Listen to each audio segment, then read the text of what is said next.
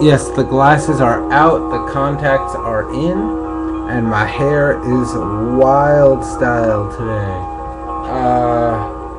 Alright guys, I'm responding to Tristamania's and Attaxwrongnes' video about why they got into wrestling and their top 5 favorite finishers.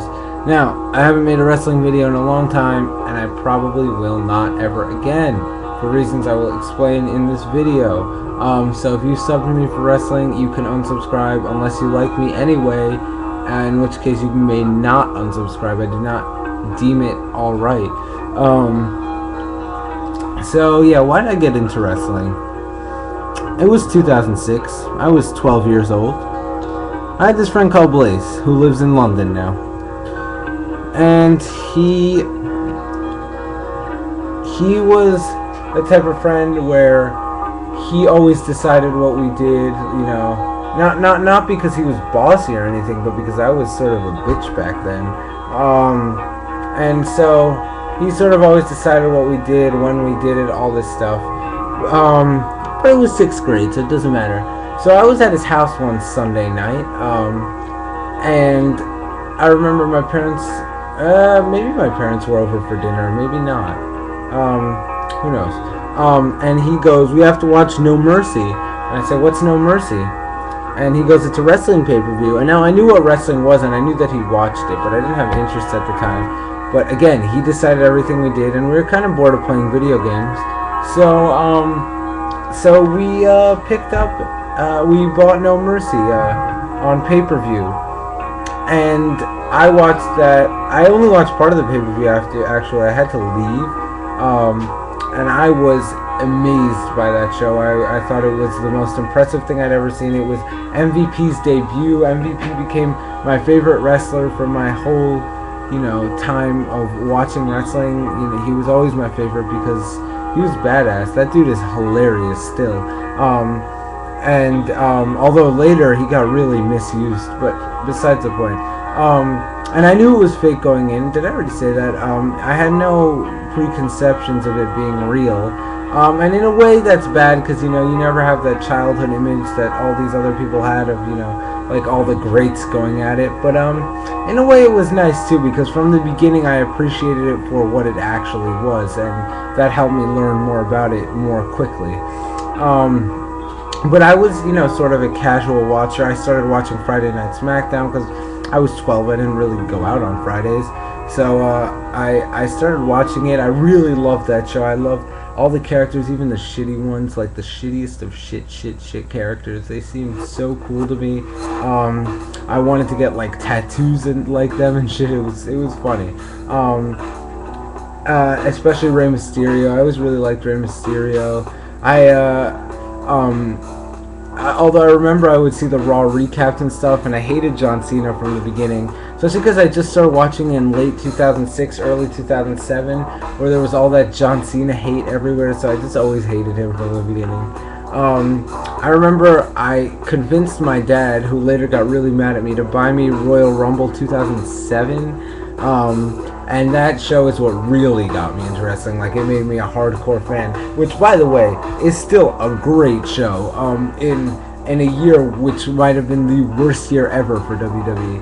That show is fantastic. The Umaga John Cena match is absolutely brilliant, and I didn't like John Cena, so I rooted for Umaga, and I remember even from the beginning, I always rooted for the heels. I liked them a lot better. I always thought they were a lot more interesting. And you know, that match is fantastic, and the Rumble itself just seems so cool to me, that concept. So then I started watching SmackDown every week, and in June of 2007, I joined a wrestling forum that is a sort of like a nearly defunct wrestling forum that just barely gets posted on still, called WrestlingAttitude.com, and if I was sort of like the bitch of that website for like a year, and I didn't get it because I was too young to get it, and I realize now some of the stupid things I said were just absolutely retarded, but I learned a lot about wrestling from that website. Although looking back on it now, sometimes I log onto that website just to see what's going on, and there's some real psychos that post there, I have to say. Some really strange people. it's interesting to look at the wrestling community from afar. But I learned a lot about that, and I made, I made friends. I made e-friends on there, and those seem like really cool people to me. I'd always have these fantasies about like meeting them and stuff, and that's also what turned me on to ROH, because back then I didn't know about YouTube. I mean, I knew what it was, but I didn't follow anything on it. I would just watch the occasional Weird Al Yankovic video or something on here. So those were my first e-friends. And I really always wanted to meet them and stuff, and it was a lot of fun. There was a fake wrestling federation on there where you would write matches, and send them in, and your opponent, you created a character and you would write a match, and then your opponent would write a match, and then you would have a panel of judges. Although the way of judging was split a lot, it switched a lot, and then the judge would choose who won, and you would have storylines and stuff. It was really cool. It was like a role-playing game for wrestling fans, and I eventually went on to run that for about a year, which was quite possibly one of the things I have taken most pleasure in my life. No joke. I know that sounds so like stupid, but it's true. Then what did I do? Once I discovered ROH through that website, though, that was really cool, because ROH seemed like the forbidden promotion to me, because it was sort of like I really liked what I saw from ROH immediately, but I couldn't buy the DVDs at normal stores, and I was too young to sort of be buying things off the internet all the time. So I would ask for them at Christmas and get like one ROH DVD sometimes. And it was like the coolest thing. And so ROH I always really liked from the beginning. And I would go back and I would watch a lot of old videos. If they made if WWE came out with a DVD of an old wrestler, I would buy it like at overpriced prices and stuff. And I would try to find out about old wrestling. And then I read Mick Foley's book, which is still a fantastic book. And even for anyone who doesn't watch wrestling and doesn't get it, just read that book if you have the patience and time. Because it really does explain a lot, and it's a really cool book. I started reading a lot of autobiographies, and then at one point I decided that I was going to become a wrestler, and that was my dream. And I would like, there was one summer where I kept taking the ladder out of our closet and doing like flips onto my bed. I nearly killed myself trying to do a shooting star press onto my bed in a bedroom. It was this bed. There was a ladder in front of it, and I was trying to do shooting star presses onto it. I know. It's stupid, but it was so much fun. And so, and then, I really hated WWE and TNA then. I discovered TNA. I also used to watch that on Thursdays, but I gave up on that. I gave up on it when people should have given up on it. February of 2008, bitch. Y'all kept being interested until like now, which is stupid. Yeah, I just picked my nose. And so that was awesome too. I mean, TNA had some great stuff. I really always wanted to buy the 2005 DVDs because that's considered like the glory year for TNA. And I always dreamed, I had like lists. I don't have them anymore, but I would have lists of, I would just literally write a list of every single DVD a promotion had, and just like think that I would eventually just check the whole list out. And that was like fascinating to me. Then, I came on here on YouTube. I did some wrestling reviews. I tried to buy some indie DVDs, but one summer I just kind of lost interest in it. I came back. I said, you know what? It's because I couldn't watch it while I was in Spain. I'll regain interest here.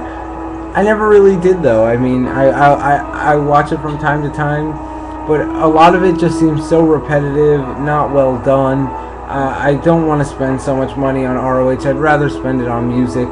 It was also my discovery of good music that caused me to stop watching wrestling. I'm sort of a mono-obsessive person. I like to have one thing that I really like, and it turned into music.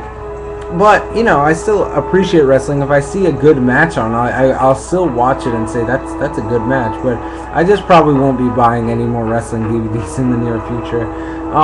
But I still talk about it because I still remember a lot. It did deeply affect me in a lot of ways. In my early teenage years, it was important to me. And it's funny, my history teacher right now actually. He's this like 70-year-old Jewish man, and he loves wrestling. He'll start talking about it, and I don't know how much he actually knows, but it's entertaining to talk to him about it. So it's always good to know a little bit of wrestling. You can make fun of it in a good-hearted way, but I like to know a little more. And even though I don't watch it anymore, when people will say something, you know, one of the typical misconceptions about wrestling, I will argue in its favor and stuff, because it is one of the most, you know, misconstrued sports, you know, ever, because people totally miss the point on why wrestling fans watch it. And yeah, I also used to watch a lot of shoot interviews, all this stuff. But yeah, I don't really watch wrestling anymore. Maybe I will at some point, but I don't know. I don't know if I will. I'm sorry for all the people that are not wrestling fans. If you made it this far, you are dedicated subscribers. I should make a video dedicated just to you, because that's impressive. But anyway, I just wanted to respond to this. Oh yeah, my 5 favorite finishers. I still had time to make a list of my 5 favorite finishers. Let's go. Number 5 is the frog splash. I always loved the frog splash, whoever did it. It seems so one of those like simple but effective, and there were so many different ways of doing it. You had Eddie Guerrero's way, which I always thought was badass. I don't know why. It's just the way he did it just seems so closed, and like he would trap someone under there. Then they had the Rob Van Dam way of doing it, which was just this huge athletic jump, and it just looked awesome. There were so many different ways of doing it, and I always thought that was really cool. Number 4 is the diamond cutter. I would put the RKO here because it's more from my era of watching, but the diamond cutter is sort of the original version, and it looks cooler. It was awesome because it would just come out of nowhere, and it looks so devastating on someone's neck. It would be like, wow, that guy really hurt, like, is really hurting. It's believable that it would knock them out or hurt their neck a lot. You know, I always like finishers that can come out of nowhere. Now, number 3 is the crippler crossface. Now, Benoit, along with MVP, was my favorite wrestler I remember from late 2006 when I started watching until his death. I loved Benoit. He was so cool to me. Like, I wanted to be just like him. Now, clearly not anymore do I want to be just like him. But, I was so sad when he died. I cried and played his theme song by Our Lady Peace over and over again. And,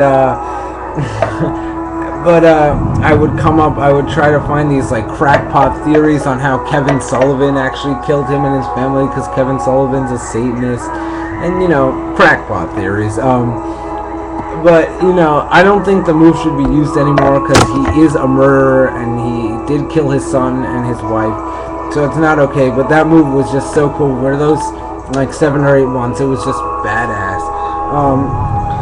Number 2 is the F5. Amazing. F5.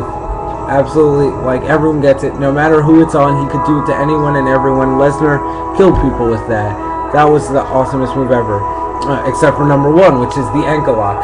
I always loved the ankle lock from the beginning because it just seemed like something you would actually do if you got into a fight, which is part of the reason I love Kurt Angle in general. His moves just seemed like stuff you would actually do. And I would take my friends and put them in ankle locks when I was playing wrestling with them, and that shit hurt like a bitch. I can tell you that from first-hand experience. Yeah, I don't know. I would put my mom in it, my grandma, my ancestors, my dead grandpa in it. I would put anyone in the ankle lock. The move seems so cool and so devastating. But anyway, I've rambled on for almost 15 minutes. This is ridiculous, guys. If you guys made it this far, you're not even dedicated at this point. You're just pussies. So, get the fuck out.